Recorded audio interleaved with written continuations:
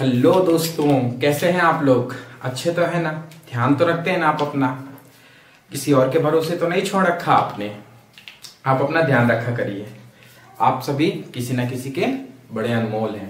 चलिए आज हम बात करते हैं पाइथागोरस थ्योरम के बारे में, जिसका दूसरा नाम है बौधायन प्रमेय भी इस नाम से जानते हैं। या तो हम इसको पाइथागोरस नाम कहते हैं या फिर इसको क्या कहते हैं, बौधायन प्रमेय कह देते हैं। ठीक है, अब इसको समझने से पहले मुझे कुछ चीजें जो बेसिक है उनको समझना जरूरी है। वो कौन कौन सी बेसिक है, इसको गौर से समझिएगा। एक तो त्रिभुज क्या होता है, पहले आपको यही पता होना चाहिए। उसमें से संपूर्ण त्रिभुज क्या होता है, कर्ण क्या होता है, लंब क्या होता है, और इसके बाद मैं आधार समझाऊंगा। आधार मैंने इस स्लाइड में इसलिए नोट नहीं किया क्योंकि उसमें काफी चीजें मुझे समझानी पड़ेगी, तब आपको आधार समझ में आएगा। तो उसके पहले आप इन चीजों को समझिए, फिर इसके बाद हम आधार समझेंगे नेक्स्ट स्लाइड में, और उसके बाद हम समरूप समझेंगे कि समरूप की शर्तें क्या है, अगर दो त्रिभुज समरूप है तो उनकी कंडीशंस क्या होती है। ये सारी चीजें नेक्स्ट स्लाइड में समझेंगे, परंतु अभी हम इन 3-4 चीजों के बारे में समझने की कोशिश करते हैं। ठीक है, तो ये याद रखिएगा, पाइथागोरस तो सब लोग जानते हैं, इसको दूसरे नाम से बौधायन प्रमेय से भी नाम जाना जा सकता है। कभी कभी पेपर में पाइथागोरस थ्योरम ना पूछे, क्या पूछ लेता है, बौधायन प्रमेय। तो आपको दोनों नाम याद रखने हैं। ठीक है, पहले हम बात करते हैं त्रिभुज की। तो त्रिभुज क्या होता है, 3 बिंदुओं तथा 3 भुजाओं, मतलब ऐसे बहुभुज, ये क्या लिखा हुआ है, बहुभुज मतलब बहुत सारे भुजाओं वाला। उसकी कंडीशंस क्या है, 3 भुजाएं होनी चाहिए और 3 ही बिंदु होने चाहिए। 3 बिंदु तथा 3 भुजाओं से बने बहुभुज को क्या कहा जाता है, हम लोग त्रिभुज के नाम से जानते हैं। किसको कहते हैं, त्रिभुज कहते हैं। अब बात समझना, देखो एक ये भुजा हो गई, एक ये भुजा हो गई, एक ये भुजा हो गई, 3 भुजाएं हो गई जो पहली कंडीशन में लिखी हुई थी। और 3 बिंदु कौन कौन से हैं, ए, बी और सी।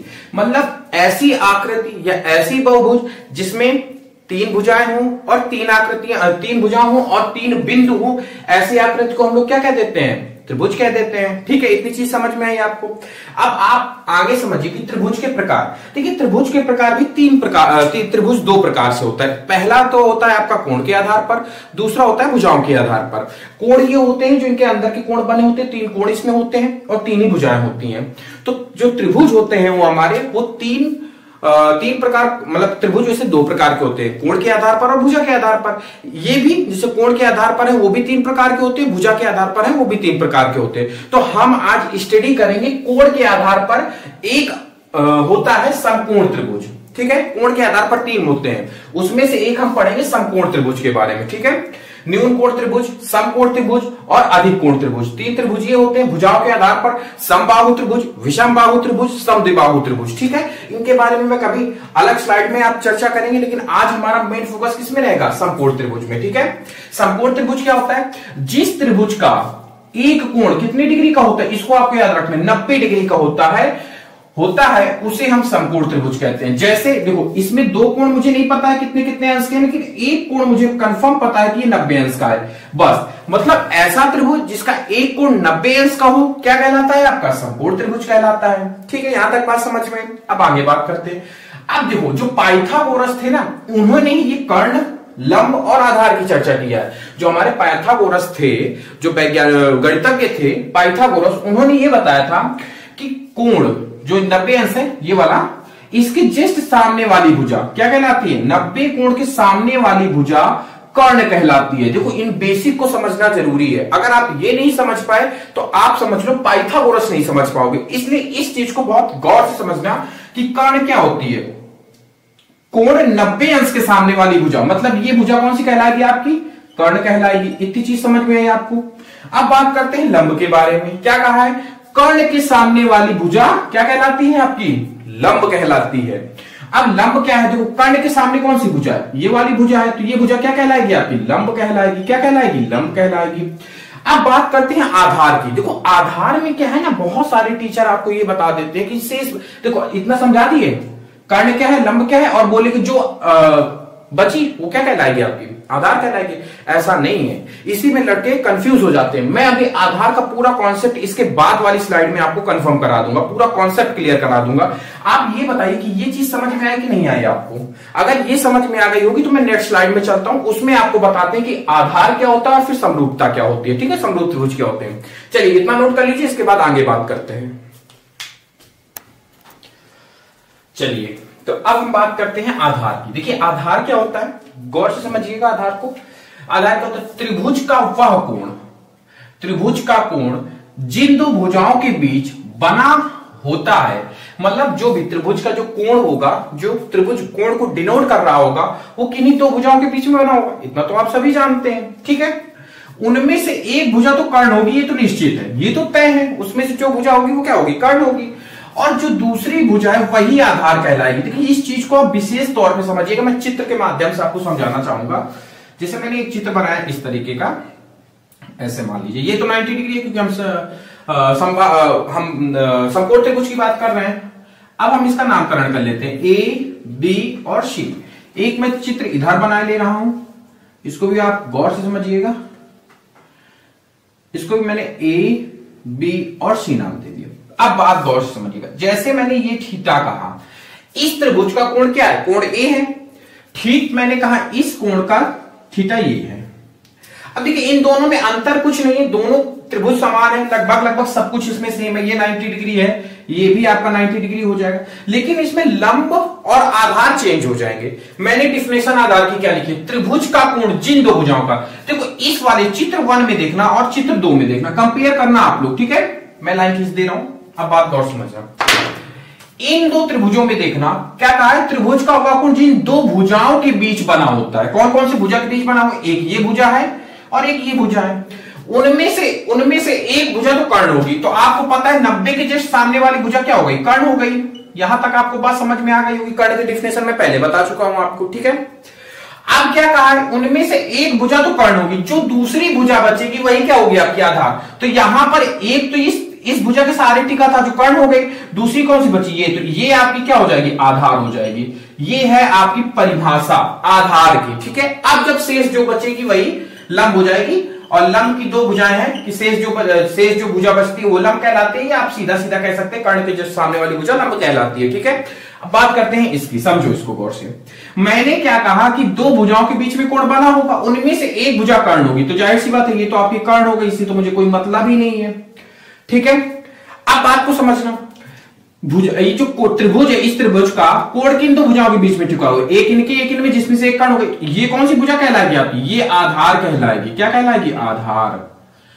और जो बची हुई भुजा है वो लंब कहलाएगी। आपने अंतर को समझा कि नहीं समझा, आप मुझे ये बताओ पहले, समझे कि नहीं समझे। मतलब ये थीटा डिनोट करता है, जो थीटा ये जो कोण बताता है कि इस त्रिभुज का आधार कौन होगा और लंब कौन होगा। इसलिए आप इस चीज को बहुत ही अच्छे से समझना कि लंब और आधार आपस में क्या होते रहते हैं, चेंज होते रहते हैं, कभी भी फिक्स नहीं होते हैं। ये लंब और आधार हमेशा त्रिभुज के कोण पे डिपेंड करेंगे, ये बात हमेशा। अगर कोण ये वाला पूछेगा तो एक भुजा कर्ण हो जाएगी, जो दूसरी भुजा होगी वो क्या कहलाएगी, आपकी लंब कहलाएगी। इसमें इस थीटा की अगर मैं बात करूं तो इसमें तो ये आपका कर्ण हो गया, बड़ी भुजा है, या फिर 90 के सामने वाली जो भी डिफिनेशन से आप कर्ण को डिफाइन करना चाहे कर सकते हैं। लेकिन जो दूसरी भुजा बचती है वही आपकी आधार होती है। इसमें थीटा ये था, कर्ण ये हो गई, आधार ये बन गई। इसमें थीटा ये है, कर्ण ये हो गई, आधार ये बन गई। आई होप मेरे हिसाब से आपको आधार की डिफिनेशन समझ में आ गई होगी, ठीक है। 2-3 बार वीडियो और देख लीजिएगा, आपको और कंफर्म क्लियर हो जाएगा। और बात समझिए, जो शेष भुजा बचती है वही लंब कहलाती है। लोग लंब की परिभाषा जानते हो क्या बताते हैं, कि कर्ण के सामने वाली भुजा लंब कहलाती है। ऐसा कैसे, आप ही बताइए, आप किस अंधेरे में रखा जा रहा है। कर्ण के जो सामने है लंब है, मुझे ये चीज तो समझ में आई। अब जैसे मैंने कहा कि इसके सामने तो भुजा ये है, लेकिन इसमें तो आधार ये है, लंब नीचे वाली है, तो डिफिनेशन तो गलत हो गई। बात अगर लॉजिकल समझी जाए तो भाई इस त्रिभुज में आधार ये होगा, लंब ये होगी, तब तो डिफिनेशन गलत हो गई ना, कि कर्ण के जिस सामने वाली भुजा आधार होती है। तो आप डिफिनेशन को रट के ना कॉन्सेप्ट पे फोकस करिए। कॉन्सेप्ट मैंने समझाने की कोशिश किया है आपको। आई होप मेरे हिसाब से अब आपको आधार समझ में आ गया होगा। अगर नहीं आया है तो इसी वीडियो को 2-3 बार देख लीजिएगा, आपको कंफर्म समझ में आ जाएगा। अब मैं नेक्स्ट स्लाइड में बात करूंगा समरूप त्रिभुज की, कि समरूप त्रिभुज दो त्रिभुजों के बीच में जब कंपेयर होता है तो समरूप त्रिभुज का एक कंडीशन होता है, उसके बारे में बात करेंगे। फिर सीधा मैं पाइथागोरस थ्योरम पे बात करूंगा, ठीक है। इसको आप अच्छे से नोट करिएगा, ये आपके लिए बहुत इंपॉर्टेंट है। मैंने बहुत कॉन्सेप्ट से आपको समझाने की कोशिश किया है। अब बात हम लोग करते हैं समरूप त्रिभुज की, नोट कर लो, इसके बाद आगे बात करते हैं। चलिए दोस्तों, तो अब हम बात करते हैं समरूप त्रिभुज की, कि समरूप त्रिभुज होते क्या है, अगर दो त्रिभुज समरूप हैं तो उनकी कंडीशंस क्या है, इन सब के बारे में चर्चा इस स्लाइड में करेंगे, ठीक है। देखिए यदि किसी त्रिभुज के दो कोण आपस में क्या है, दो कोण आपस में बराबर हैं, यदि किसी त्रिभुज के दो कोण आपस में बराबर हैं तो वो क्या कहलाएंगे आपके, तो वे त्रिभुज समरूप त्रिभुज कहलाएंगे। ठीक है, केवल दो कोण आपस में बराबर होने चाहिए। ठीक है, यहां तक बात समझ में आई। ठीक है, समरूप त्रिभुज कहलाएंगे। अच्छा, यहीं पर एक चीज और समझिएगा, सर्वांगसम की भी बात होती है। अगर दो कोण और एक भुजा बराबर हो जाए तो वो त्रिभुज क्या कहलाएंगे, वो सर्वांगसम हो जाएंगे। लेकिन यदि दो कोण आपस में बराबर है तो वे कोण क्या, दो कोण बराबर है तो वे त्रिभुज क्या कहलाएंगे आपके, समरूप त्रिभुज कहलाएंगे। इसका चिन्ह क्या होता है, तो उसको चिन्ह को हम ऐसे डिनोट करते हैं, ऐसे करके कुछ इस प्रकार से कुछ ऐसे ही बनाते हैं, मतलब मुझे बन नहीं रहा उतनी अच्छे से, ऐसे करके कुछ बनाते हैं। ठीक है, इसका चिन्ह ये होता है। ठीक है, अब बात करते हैं नोट की। अब देखो इसको समझने की कोशिश करना। जैसे मैंने त्रिभुज ऐसे बनाया, एक त्रिभुज मैंने ये बनाया, ठीक है, एक त्रिभुज मैंने ये बनाया। अब गौर समझिएगा, इसका नाम मैंने दिया ABC, इसका नाम मैंने दिया PQR। अब जैसे मैंने कहा कि इसका एक कोण तो आपको, क्योंकि ये समकोण त्रिभुज है तो एक कोण तो 90 अंश होना है, तो देखने की कोण कैसे। अब जैसे मैंने कहा कि ये कोण थीटा है और ये कोण भी थीटा है। अब बात को गौर से समझिएगा, ये दोनों त्रिभुज समरूप कैसे हैं इसको समझिएगा। तो कोई एक कोण तो 90 अंश दोनों में है, कोण B और कोण Q 90 अंश है, तो हम ये क्या कह सकते हैं कि कोण B बराबर कोण Q बराबर कितने हैं, 90 अंश। यहां तक आपको बात समझ में आई होगी, कोई लॉजिकल नहीं है, दोनों में 90 है क्योंकि दोनों समकोण त्रिभुज है। अब फिर कोण A को देखते हैं, इधर कोण P को देखते हैं, तो ये दोनों थीटा थीटा है, तो कोण A बराबर कोण P कितना है, थीटा है। बात यहां तक समझ में आई आपको। तो अब देखो ये दो कोण आपस में बराबर हो गए, एक ये कोण बराबर हो गए, एक ये कोण बराबर हो गए, तो ये दोनों त्रिभुज क्या कहलाएंगे आपको, ये दोनों त्रिभुज ऐसे, त्रिभुज ABC सर्वांगसम है त्रिभुज PQR के। अब बात आपको समझ में आ गई होगी। 90 अंश के दोनों त्रिभुज में है, एक थीटा दोनों त्रिभुज में, इसका मतलब दो कोण आपस में बराबर हो गए। इसका मतलब क्या है वो, इसका मतलब दोनों त्रिभुज आपस में क्या है, सर्वांगसम है, सॉरी समरूप है, सर्वांगसम नहीं समरूप है। ठीक है, इतनी चीज समझ में। अब बात करते हैं, यदि दो त्रिभुज आपस में समरूप है तो उनकी संगत भुजाओं का अनुपात आपस में बराबर होगा। ये चीज क्या है, मतलब जैसे मैंने इन दो त्रिभुज को समरूप सिद्ध कर दिया, अब होगा क्या कि इनकी जो संगत भुजाएं हैं उनका अनुपात हम लेंगे। जैसे इस चित्र 1 का और चित्र 2 का, चित्र 1 की बात करें, चित्र 1 में कर्ण कौन सा है, कर्ण है AC, तो AC भागे इसका कर्ण क्या है, RP है ना, तो RP बराबर होगा, देखो भुजाओं का अनुपात बराबर है, किसकी, संगत भुजाओं का। इसका लंब क्या है, तो कोण के जस्ट या फिर कर्ण के जस्ट सामने वाली, या ये आधार हो गई, टिका किसमें है, थीटा, इसमें टिका, लंब क्या हो गई, BC, तो BC बराबर इसमें लंब क्या है, R3। मैं पहले ही बता चुका हूं आपको, परिभाषा लंब की क्या होती है, थीटा इसमें टिका हुआ मतलब आधार ही हो गया, शेष बची भुजा लंब होगी, बराबर इसकी आधार क्या है, AB का अनुपात बराबर होगा किसके, PQ।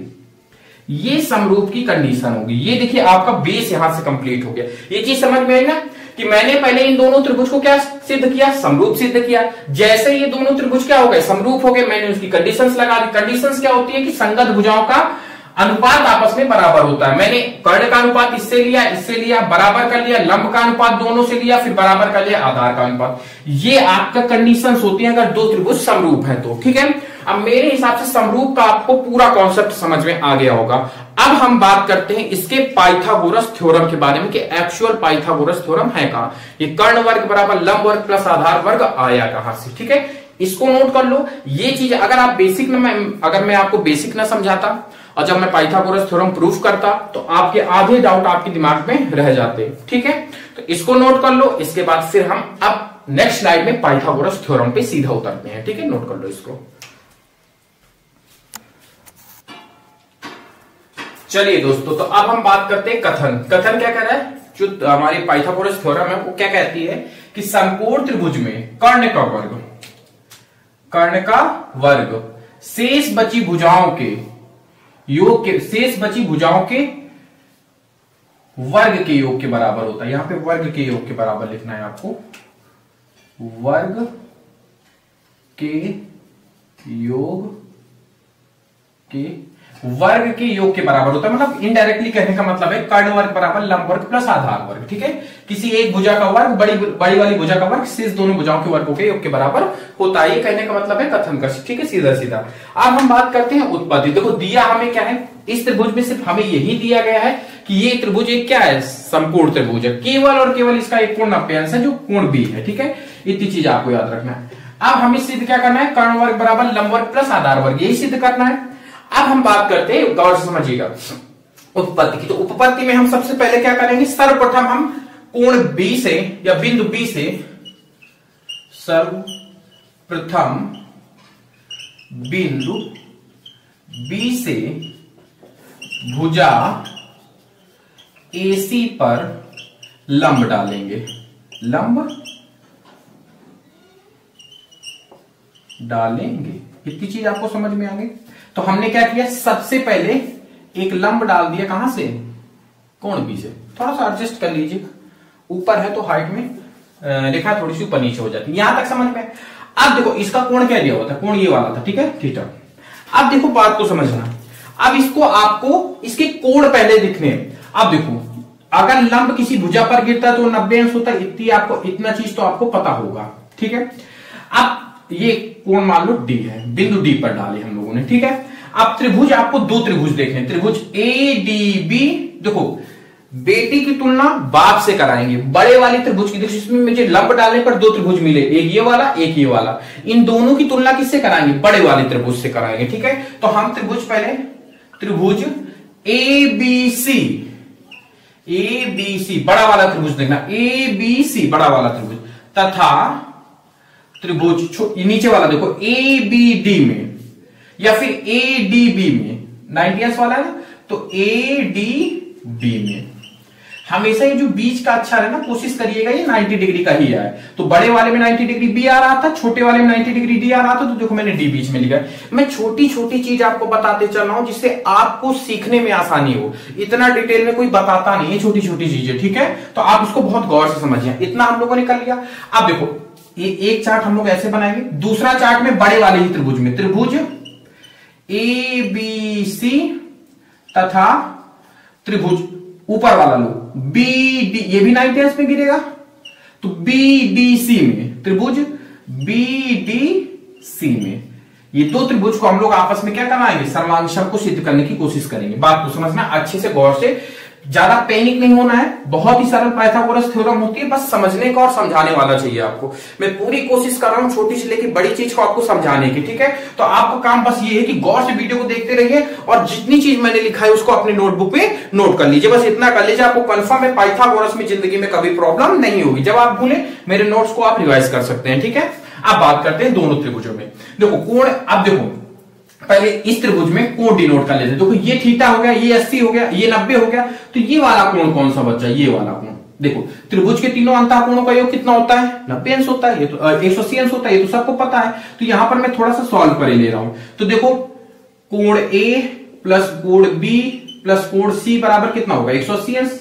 त्रिभुज के तीनों अंतःकोणों का योग कितना होता है, 180 अंश। ठीक है, त्रिभुज कोण A कितना दिया गया है, थीटा। कोण B कितना दिया गया है, x, जो मुझे निकालना है। कोण C कितना, C नहीं, कोण D है, ये वाला ले लेना। कोण D कितना है, 90 अंश, तो 180 अंश। अब x कितना निकल के आएगा, तो x बराबर सबको उधर भेज दो, 180 माइनस 90 माइनस x। तो x घटेगा तो कितना आ जाएगा, 90 माइनस x आएगा कि नहीं आएगा, x का मान। तो x की जगह मैं क्या लिख सकता हूं, 90 माइनस x लिख सकते हैं कि नहीं लिख सकते, लिखो 90 माइनस x। यहां तक बात आपको समझ में अच्छे से कि नहीं समझ में? आई होप मेरे हिसाब से आपको ये चीज समझ में आ गई। हमने कुछ नहीं किया, छोटे वाले त्रिभुज में तीनों कोणों का योग कर लिया, कोण A, कोण B और कोण D। 180 अंश होता है, कोण A थीटा दिया गया है, थीटा लिख लिया। कोण मैंने इसको x माना था, मैंने x लिख लिया, यहां पे x नहीं थीटा होगा। ठीक है, x माना था, x लिख दिया। D क्या था, 90 अंश था, बराबर 180 अंश। मैंने x का मान निकालने के लिए बाकी सबका उधर पक्षांतर कर लिया। बराबर के उधर जाने पे हमेशा क्या होता है, चिन्ह बदल जाता है। इधर पॉजिटिव था, उधर काय में गए, ये 90 इधर प्लस में था, उधर माइनस में गया। इधर x प्लस में था, उधर माइनस में गया। इसको आपस में घटा दिया, 180 में 90 गया, 90 और माइनस का x। यहां तक आप माइनस का थीटा होगा यहाँ पे। तो 90 माइनस थीटा। यहां तक आपको बात समझ में आई? ठीक है, आई होप इतनी चीज तो आपको समझ में आ ही गई होगी। ठीक है, मैं लिख नहीं रहा हूं, केवल आपको समझा दे रहा हूं। ठीक है, ये 90। अब ऊपर वाले में देखो, अच्छा ये पूरा क्या था? 90 था। कोण बी पूरा क्या था? 90 था। 90 था कि नहीं था? इसमें से अंदर वाला अगर हो गया तो मैं इसको अगर y मान लेता हूं तो देखता हूं तो क्या हो जाएगा? 90 माइनस थीटा, ये अंदर वाला कोण है, प्लस y बराबर कितना हो जाएगा? 90 हो जाएगा। यहां तक बात आपको समझ में आई? तो y का मान कितना निकल के आएगा? y का मान निकल के आएगा, इसको उधर भेजो, प्लस में उधर क्या हो जाएगा? माइनस 90, ये वाला 90 इधर रहेगा, ये वाला उधर गया तो 90, और ये माइनस का इधर में उधर क्या हो जाएगा? प्लस में थीटा। तो ये कितना? 90 से 90 कट गया, y बराबर थीटा निकल गया। तो ये वाला कोण y कोण क्या हो जाएगा? थीटा हो जाएगा। ठीक है, यहां तक आपको बात समझ में? कैसे हुआ? पूरा कोण बी था, बड़े वाले त्रिभुज का कोण बी था 90 अंश, ये पूरा कोण 90 अंश था। ठीक है, मैंने इसके दो टुकड़े कर दिए। ठीक है, जैसे ही हमने इसके दो टुकड़े किए तो अंदर वाला कोण मैंने अभी निकाला है, कितना निकल के आया था? 90 माइनस थीटा, इतना ही निकल के आया था। इसके बाद y का हमें मान निकालना था, ऊपर वाले कोण का, हमने उसको y मान लिया, एज्यूम कर लिया और बराबर 90 कर दिया। बाकी सारी चीजों को उधर पक्षांतर कर दिया, केवल y को इधर रखा, और इसके बाद इन दोनों को घटा दिया, घटाने के बाद 90 कट गया, y का मान कितना आया? थीटा आया। यहां तक आपको बात समझ में आ गई? ठीक है, चलिए अब ये थीटा हो गया, तो उसी प्रकार से त्रिभुज के तीनों कोणों का योग 180 अंश होगा, करके करोगे तो कितना आ जाएगा? ये वाला कोण 90 माइनस थीटा, ये आ जाएगा। ठीक है, यहां तक आपको बात समझ में आई? मैंने सारे कोणों का कौन कौन सा कोण कितना होगा, मैंने ये सारी चीजें लिख ली इसमें। अब हम बात करते हैं पाइथागोरस थ्योरम की। देखो बड़े वाले त्रिभुज में, देखो त्रिभुज एबीसी में कोण बी 90 अंश है। चलो हमने इसको 90 अंश लिख लिया, कोण बी बराबर। अब देखो यहां बड़े वाले त्रिभुज में एक कोण 90 अंश है, छोटे वाले त्रिभुज में भी कोण डी 90 अंश है कि नहीं है? तो कोण डी है ना, एक बिंदु से रेखा पर डाला गया लंब 90 अंश में, वो 90 अंश में गिरता है जाके, तो कोण डी छोटे वाले में कौन सा हो गया? कोण डी क्या है? 90 अंश। एक कोण बराबर हो गया कि नहीं हो गया? मुझे आप ये बताओ, पक्का ना? इतनी चीज समझ में? अब बात करते हैं बड़े वाले त्रिभुज में। देखो त्रिभुज ए बी सी में कोण ए कितना है? कोण ए थीटा अंश है कि नहीं? थीटा है कि नहीं है? ठीक है, इसमें भी तो कोई थीटा होगा। देखो कोण ए बड़े वाले में भी कॉमन है और कोण ए छोटे वाले में भी कॉमन है, दोनों त्रिभुज में कॉमन है कि नहीं? ये वाले त्रिभुज में देखो, ये वाले त्रिभुज में भी कोण ए आ रहा है और ये बड़े वाले त्रिभुज में भी ये कोण ए आ रहा है, तो कोण ए बराबर कितना हो जाएगा? थीटा अंश। यहां तक समझ में आ गया? अब देखो इन दोनों त्रिभुज में मैंने दो कोण क्या कर दिए? बराबर कर दिया। अतः यहां से सिद्ध होता है कि त्रिभुज ए बी सी सर्वांगसम है आपस में, त्रिभुज समरूप है आपस में ए डी बी के। यहां तक बात आपको समझ में आई होगी। आई होप कोई दिक्कत नहीं होनी चाहिए। केवल दो कोण बराबर करने थे, जिसमें कोण बी और कोण डी दोनों त्रिभुज में 90-90 थे, हमने एक उसको बराबर कर लिया, और बड़े वाले में भी कोण ए आ रहा था और छोटे वाले में भी कोण ए आ रहा था, जो थीटा था, ये दोनों त्रिभुज में बराबर थे। इसका मतलब ये दो कोण बराबर हो गए, मतलब ये समरूप त्रिभुज हो गए। बात समझ में आई? अब इसी तरीके से बात इसमें कर लेते हैं। बड़े वाले त्रिभुज में देखो, त्रिभुज ए बी सी में कोण बी 90 अंश है कि नहीं है? ठीक है, इसमें कौन सा 90 अंश है? तो कोण बी डी सी ये 90 अंश है कि नहीं है?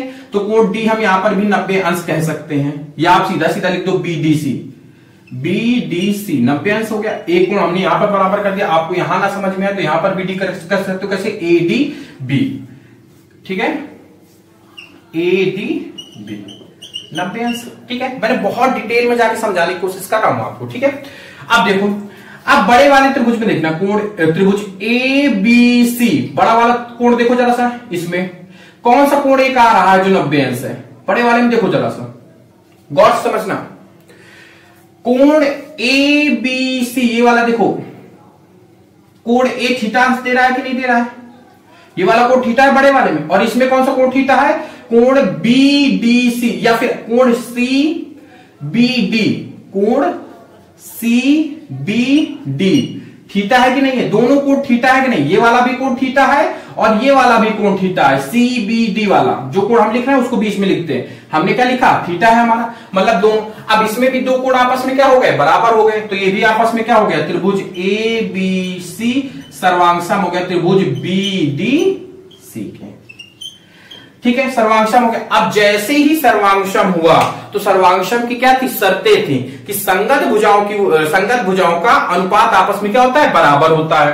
तो बराबर करते हैं हम लोग। तो बड़े वाले त्रिभुज में देखो, बड़े वाले त्रिभुज का कर्ण क्या है? एसी है। बड़े वाले त्रिभुज का कर्ण क्या लिख लेते हैं? एसी। छोटे वाले त्रिभुज का, नीचे वाले त्रिभुज में देखो इसका कर्ण क्या है, कर्ण की परिभाषा क्या है, 90 के जस्ट सामने वाले, जस्ट सामने कौन सी है, ए बी है, तो इसको हम ए बी लिख लेंगे। ऊपर वाले बड़े वाले त्रिभुज का भी कर्ण लिखा है, छोटे वाले का, बड़े वाले त्रिभुज का कर्ण क्या है, 90 के जस्ट सामने वाली भुजा एसी कर्ण हो गई, मैंने एसी लिखा। छोटे वाले त्रिभुज में 90 के जस्ट सामने वाली भुजा कर्ण हो गई, मतलब ए बी हो गई, बराबर। फिर इसके बाद क्या होता है, अब एक लंब ले लो या आधार ले लो, मैं पहले आधार को लेता हूं। तो आधार क्या हो जाएगी, देखो इन दोनों के बीच में टिका हुआ है, बात समझना। तो ये अगर कर्ण हो गई तो ये कौन सी बची, आधार बची। तो आधार क्या हो जाएगी, पहले बड़े वाले में आधार देखते हैं। बड़े वाले में आधार ये थीटा था, तो ये आधार हो जाएगी कि नहीं, ये वाली कर्ण हो गई, तो शेष बची भुजा क्या हो जाएगी, आधार। तो ए बी बराबर, और छोटे वाले त्रिभुज में कौन सी कर्ण होगी, देखो छोटे वाले त्रिभुज में ये भुजा कर्ण हो गई थी, तो ये वाली कौन सी हो जाएगी, एडी आधार हो जाएगी। नहीं भाई, ये 90 के सामने वाली भुजा कर्ण हो गई। अब जब ये कर्ण हो गई तो दो, जो अभी मैंने कर्ण आधार की परिभाषा क्या बताई थी कि त्रिभुज में दो भुजाओं के बीच में कोण बनता है, उसमें से एक भुजा तो आपकी कर्ण होगी, जो दूसरी बचेगी वही तो आधार होगी। तो इस त्रिभुज में, छोटे वाले त्रिभुज में आप गौर से देखना, तो ए बी क्या हो गई, आपकी आधार हो गई, ए बी क्या हो गई, कर्ण हो गई, ए बी कर्ण हो गई। तो शेष जो दूसरी भुजा बची, इसी में तो टिका हुआ है थीटा, तो शेष जो बची वो क्या हो गई, आधार। आधार क्या हो गई, एडी, तो एडी हो गई, बराबर हो जाएगी। लंब की बात कर लेते तो शेष इसमें लंब कौन सी है, बीसी है। और इस त्रिभुज में मैंने ये कर लिया, ये लंब, ये कर्ण हो गई, ये आधार हो गई, तो बची कौन सी, बीडी, बी डी। ठीक है, अब देखो जो इसमें से कॉमन है उसको पकड़ो। ठीक है, क्या कॉमन है, जैसे मैंने इन दोनों को पकड़ा, उसको छोड़ दो, उससे मुझे कोई मतलब नहीं है। ठीक है, तो इन दोनों का तिर्यक गुणा कराएंगे तो ए बी स्क्वायर, इसका इसमें गुणा कराएंगे तो ए बी का होल स्क्वायर हो जाएगा कि नहीं हो जाएगा, और इसका क्या हो जाएगा, ए सी इंटू ए डी। समीकरण फर्स्ट, इतनी चीज समझ में। अब सेम काम हम उस वाले त्रिभुज में करते हैं। बड़े वाले त्रिभुज का कर्ण देखो ए सी, छोटे वाले त्रिभुज का कर्ण क्या हो जाएगा, 90 के जस्ट सामने वाली भुजा मतलब बी सी, बराबर होगी। अब ये कर्ण हो गई, थीटा इसमें टिका था, तो आधार कौन सी हो जाएगी, बी डी। इसकी आधार क्या हो जाएगी, थीटा इसमें टिका है, तो ए बी। जो शेष बचती है, शेष इसमें से कौन सी बची है, बीसी। इस त्रिभुज में ये देखो, ये कर्ण हो गई, ये आधार हो गई, बची कौन सी, डीसी, तो डीसी हो गई आपकी, डीसी लंब हो गई। अब इन दोनों में देखो क्या कॉमन है, कुछ कॉमन है, ये वाला बीसी और बीसी कॉमन है, इन दोनों को उठा लो, तो तिर्यक गुणा करा दोगे तो क्या आ जाएगा, बीसी का होल स्क्वायर बराबर क्या हो जाएगा, इसका इधर गुणा करा दोगे तो एसी इंटू डीसी। क्या यहां तक आप बात समझ में, इसको समीकरण 2 डाल दो। ठीक है, अब समीकरण 1 व 2 को जोड़ने पर, ठीक है, समीकरण 1 व 2 को जोड़ने, जैसे ही आप जोड़ेंगे तो लेफ्ट वाला लेफ्ट से जुड़ेगा, राइट वाला राइट से जोड़ो, तो ए बी का होल स्क्वायर प्लस बीसी का होल स्क्वायर बराबर क्या है, ये वाला पक्ष इधर जोड़ो, तो AC into A D plus AC into DC. यहां तक समझ में आया आपको। ठीक है, अब ए बी का होल स्क्वायर प्लस बीसी का होल स्क्वायर, एसी और एसी दोनों में है, कॉमन ले लो, तो एसी कॉमन आ जाएगा तो क्या बचेगा, एडी प्लस डीसी, यही तो बचेगा आपका।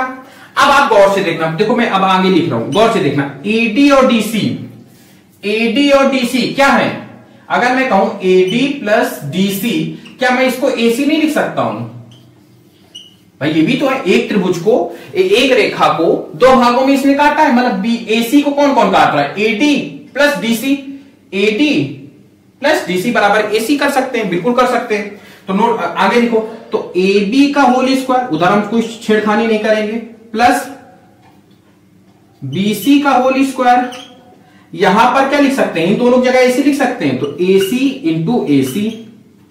अब देखो और आगे लिखेंगे, तो ए बी का होल स्क्वायर प्लस बीसी का होल स्क्वायर बराबर एसी एसी एसी का होल स्क्वायर। यही आपकी प्रीमिस सिद्ध हो गई, यही तो है। ए बी क्या है यहां पे, देखो ए बी बीसी और एसी, बड़े वाले त्रिभुज में अब आपको देखना है, तो ए बी क्या है, इसमें आधार है, तो इसको हम आधार लिख देते हैं, आधार। बीसी क्या है, लंब है, लंब लिख देते हैं। एसी क्या है, कर्ण है, कर्ण लिख देते हैं। अब इनकी जगह पे मान रखोगे तो आपका यही निकल के आएगा, कर्ण वर्ग बराबर लंब वर्ग प्लस आधार वर्ग। रख के देखते हैं, थोड़ा सा गौर करके देखो, एसी की जगह क्या है, आधार का, तो लिखो आधार, और वर्ग लगा हुआ है तो वर्ग लगा दो, बराबर, बराबर नहीं लगाना, प्लस लगा हुआ प्लस, बीसी क्या है लंब है तो लंब का वर्ग बराबर, एसी क्या है कर्ण तो कर्ण का वर्ग। यही तो है आपकी प्रमेय, और प्रमेय है क्या आपकी, यही तो मुझे सिद्ध करना था, तो देखो हमारा सिद्ध हो गया। ठीक है, मैंने इसको बहुत डिटेल में आपको समझाने की कोशिश किया, एक एक चीज मैंने आपको बताने की कोशिश किया, छोटी से छोटी बड़ी से बड़ी, मैंने सब कुछ बहुत ही डिटेल से बताने की कोशिश किया। ठीक है, अब आपको अगर आपको ये चीज कहीं पर भी डाउट लग रहा है तो आप मुझे कमेंट में बता सकते हैं, जिससे मैं उसको सॉल्यूशन अगले वीडियो में कंफर्म कर दूंगा। ठीक है, जहां पर भी आपको दिक्कत लग रही हो, आई होप मेरे हिसाब से मैंने एक एक चीज समझाने की कोशिश किया है आपको बहुत अच्छी तरीके से, आपको बहुत अच्छा तरीके से समझ में आया होगा। अगर इस वीडियो से आपको जरा सा भी लाभ मिलता है तो इस वीडियो को लाइक करें, कमेंट करें और हमारे चैनल को सब्सक्राइब करें, जिससे मुझे मोटिवेट मिलेगा और मैं इसी तरीके के और अच्छे कॉन्सेप्ट के वीडियो आपको उपलब्ध कराता रहूंगा।